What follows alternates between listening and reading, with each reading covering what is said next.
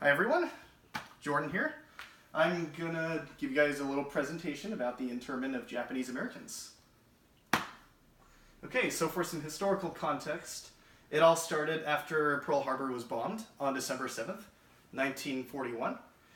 And in a move of retaliation, the United States issued Executive Order 9066, which called for all Japanese Americans on the West Coast, specifically Washington, Oregon, and California, to be relocated to more remote regions in the desert or in harsher conditions. A lot of them got moved to the middle states as well, such as Wyoming or Colorado, somewhere like that. But some did get relocated to California as well. One of the most famous ones is Tule Lake, and yeah, it was basically a forced relocation and incarceration of between 110,000 and 120,000 American citizens of Japanese ancestry into internment camps.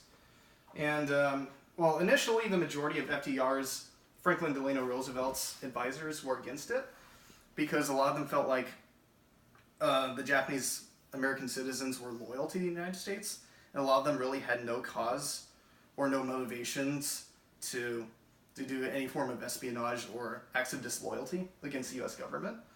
But there were a couple of his advisors, I shamefully don't remember the names, but a couple of them just came through to him with sharp opinions. And I feel like partially racial prejudice and war hysteria definitely played a role in that, because there was a lot of fear-mongering at the time. And contrary to German Americans and Italian Americans, I think Japanese Americans were more ostracized because they're culturally way more different. And the Germans and Italians never actually attacked the United States itself. It was Japan that attacked them. So I think that's what made it more of a personal offense. Interesting. And so these are pictures of the war camps. The war camps, the conditions weren't exactly horrendous, just like my dad said, but they did feel very militaristic, and there were a lot of barracks being built, and a lot of it involved barbed wire, watchtowers, and guards with rifles pointed inside rather than outside. So there was it did feel like a lot of confinement and military organization. And just a question to interact with you guys. What does this picture kind of remind you of? Looks like a military base, a boot camp, or where soldiers would be housed. Yeah. When I first see it. There's another thing I was thinking of that could be comparable to what happened in Europe. Is that like a concentration camp? Kind of looks like Dachau. I don't know. Oh, Yeah. interesting. Huh. In a far sight, it can almost kind of be compared to a concentration camp, Okay. except without killing, right? Yeah. A lot of Japanese Americans were confined into kind of rough conditions. Like, a lot of the buildings were initially meant for horses, like stables, Really? too. So a lot of these, a lot of the groundwork here, they had to build from the ground up and actually construct necessities for themselves, like bathrooms. A lot of the bathrooms weren't actually working very well. Huh. So they had to build a lot of the things themselves and use their own ingenuity and strength of the human spirit. So for the consequences of internment, Japanese Americans had significant difficulty in reintegrating back into American society because, socially they just didn't feel accepted after going through all that time in jail and the internment camps. And another reason why it was so difficult for them was because they had almost everything stripped away, like their homes and their funds. And in terms of compensation, the U.S. government gave internees only $100 in compensation to rebuild their lives. Wow. I'm sure it's worth a lot more back then than it is Yeah. now, but that just still sounds so meager an amount. Fun fact though is during the 80s, I think it was President Jimmy Carter or Ronald Reagan gave like an official apology, and they did compensate with more money, such as I think it was about $45,000 to $50,000 to all internees who are still alive, like as a form of apology and compensation. Japanese men who are also called no-no boys because there's a evaluation form where they check yes and yes or no to decide how loyal they are to the United States and whether they're willing to serve in the U.S. military. The no-no boys were ostracized by the community for being disloyal citizens, and oftentimes they were actually ostracized by fellow Japanese Americans who felt ashamed of what their fellow brethren had done. And I have 3 really good novels I'd recommend to you guys to read. No-No Boy, which is exactly what I just talked about.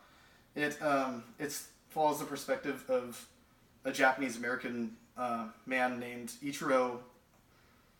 What's his last name? Ichiro Yamada, I think. And he faces a lot of ostracization from the Japanese American community, and also from the Caucasians and African Americans for being disloyal to the country. And he goes through one hardship after another in the book. It's a little miserable at times, but it's realistic and grounded, and it's fictional, but it's based off of actual accounts that happened. And there's Citizen 13660 by Mine Okubo, and it's a graphic novel. It can easily be read in a couple hours, but it provides some really good illustrations that accurately depict life in the internment camps. And that one does follow a historical person. And then the third one, Looking Like the Enemy, I'd say that one is more empowering and leaves on a more positive note. The author, Mary Matsuda Gruenewald, she chronicles all of her experiences in the internment camps and talks about how she was able to adjust back to her civilian life, but nothing was ever really the same again. But contrary to other internees, she was actually glad she went through that experience because she felt like it made her a stronger person deep down inside. And that one reflects a lot upon the human spirit and integrity and strength to go through the most dire of circumstances. So recommend all 3 of those. All right. Thank you. And questions? When the children were in the camps, Yeah. the internment camps, did they have schools there, or how long were they there for? It was about 4 years, because 1941 to 45. Okay. That's when the war ended. Okay. I think they had a lot of culture and arts centers, Okay. so they could retain their cultural ties, their Japanese heritage. Okay. And And they were had they their own. taught classes in English also, or It was both. did the U.S. government try and make them assimilate more into U.S. society, or Yeah. by making them learn more, give Yeah. them citizenship classes? It depends or, on I'm just how curious. it depends on how confined and intense the camps were. Okay. And is it true that a lot of university students also, maybe they were at universities, Yeah. they were taken out of universities also? Oh yeah, to go they to were taken. camps? So If it they was were. straight across every single person of Japanese descent? That was on the West Coast. On the Actually, West Coast. in Hawaii, which is really surprising, Yeah. the Japanese Americans there did not get interned, which I think is really a really dumb move because that's interesting. I mean, logistically, it's closer to Japan, so you're bound to have more spies there, right? So I'm surprised they didn't do that to the Japanese Americans in Okay. Hawaii. Were there many, nowadays it seems like there are, as you are biracial, right? Were there a lot of Japanese or U.S. citizens of Japanese descent, but also of Caucasian descent? Was it you had to be 100% ethnically Japanese, or what if you were half Japanese, or I'm were pretty you sure. were you still put in a internment camp? I'm pretty sure it was both, Both. if I remember correctly. Yeah, I'm not 100% sure about the mixed race part. Okay. And was it right after Japan? So when I guess in 1945, when Japan surrendered, Yeah. were the people let out, the American people of Japanese descent, were they let out of the camps right away? Some who started riots or did crimes within the camp or started to make like political moves, they stayed in jail for a couple of years longer or so. Some were released in 1946, but most of them, I would say, yes, were released back to their normal lives. She had a question. Sorry. Yeah, Go ahead. I'm curious how this is going to be affected in the future. Say we had a war with China, and there are so many Chinese people in America, so many more than there were Japanese. Do you think we would do the same thing? I don't think we're going to do the same thing. There would just be way too much. There would be way too much protest against that. And Republican or Democrat, I think people do know better than to commit that act again. And how are you going to round up 3 or 4 million Yeah. Chinese people into that's just. I just don't even know if it's physically possible to do that anymore. That would just be way too That'd be way too tiresome, way too expensive, honestly, with our current budget and everything. I don't think that would happen again. What about smaller populations like Smaller populations, that is Muslims that or? might be more possible. I Yeah. wonder if we've learned. I think we have for the most part, but it's still possible. After studying this and the class that you've taken, Yeah. do you feel it was truly justified? No, because I don't think they had. Most of the Japanese Americans who were rounded up, they were loyal citizens of the United States. A lot of them were Nisei's second generations, who are born in America and have lived there their entire lives. They don't know life in Japan. They don't really have any strong cultural ties to it. So I mean, sure, there were some Japanese spies. There were, forms of espionage, but I think. How many spies or people who committed espionage were actually convicted, and did they find out for sure that they actually, like, what percent of all the people that were interned? Very small. I'd say a couple thousand at most.